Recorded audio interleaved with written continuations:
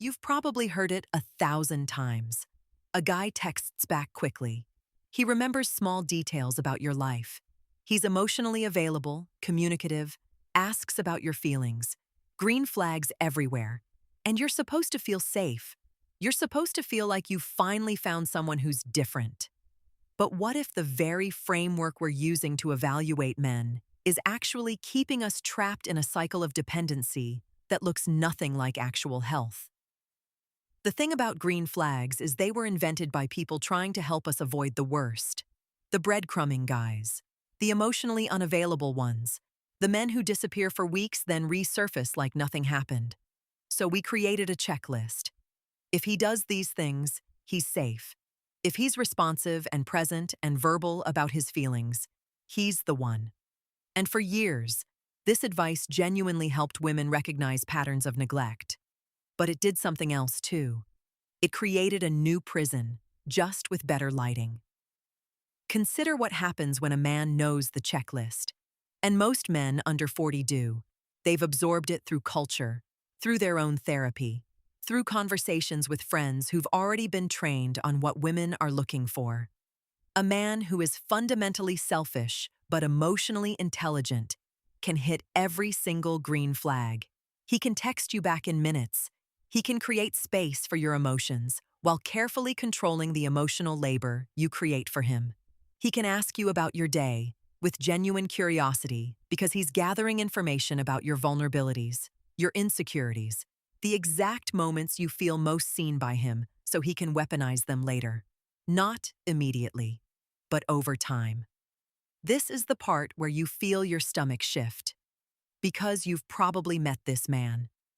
The green flag framework doesn't distinguish between genuine care and strategic niceness. It can't, because both behaviors look identical on the surface. A man who remembers that you like oat milk in your coffee might do it because he loves you. Or he might do it because he's memorized what makes you feel valued, so he can withdraw it strategically when you question him. The action is the same. The intention is completely different.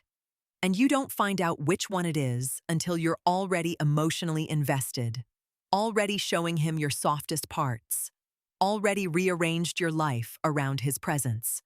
What we're actually measuring when we look for green flags is compliance with emotional performance standards, not the presence of actual integrity. A man can be present and still be withholding. He can be communicative about feelings while refusing to be accountable for his actions. He can ask about your internal world while simultaneously invalidating your right to set boundaries within the relationship. Green flags don't measure how he treats your boundaries. They measure whether he performs emotions in a way that makes you feel temporarily safe. And this matters because women are still, despite everything, taught to prioritize a man's emotional comfort over their own alignment. We've just repackaged it as self-care. Look for green flags. Sounds empowering. It sounds like you're in control, like you have a system. But the system was designed before we understood something critical. The most dangerous relationships aren't the ones where he's obviously bad. They're the ones where he's obviously good, but only when you're compliant. Real health in a relationship doesn't come from finding a man who performs all the right behaviors.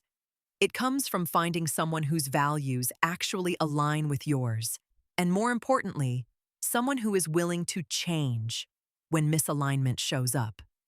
A green flag guy can be great at communication, but refuse to actually hear you when you disagree with him.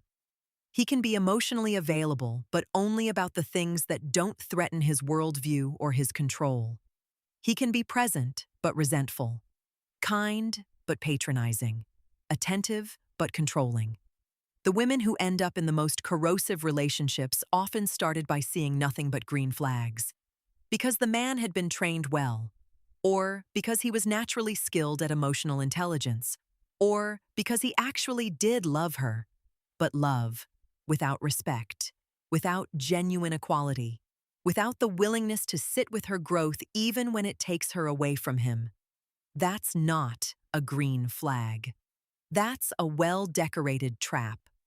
What would change if you stopped looking for green flags entirely and started looking for something much stranger? A man who is comfortable with your power, not the performance of him supporting your power while quietly diminishing it. An actual man who becomes less important as you become more yourself, who doesn't need you to need him, who encourages you toward ambitions that have nothing to do with him and feels genuinely glad when you achieve them without him, who can sit with your anger without becoming the victim, who can hear "I need space" without it becoming a referendum on whether you love him. This kind of man is terrifying to look for because there's no checklist. He won't always say the right things. He might fail you. He might disappoint you in ways that have nothing to do with how emotionally intelligent he is. But he will be real, in a way that a green flag collector can never be.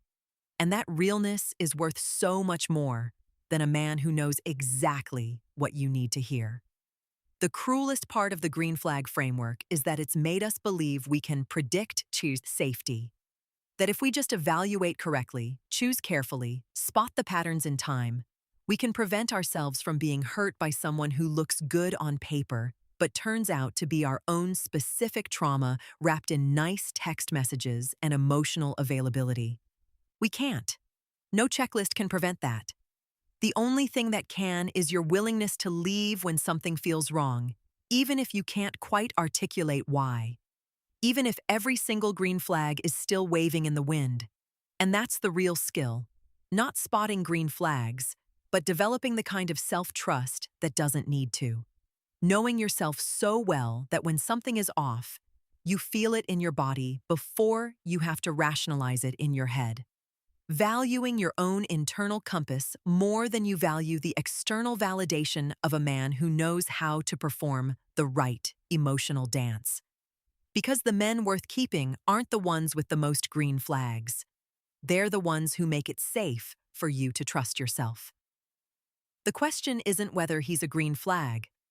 The question is whether you're still free. Remember, connect with yourself and others. Reflect on your experiences and choices. Repeat the process, because growth is not a destination. It's a way of living.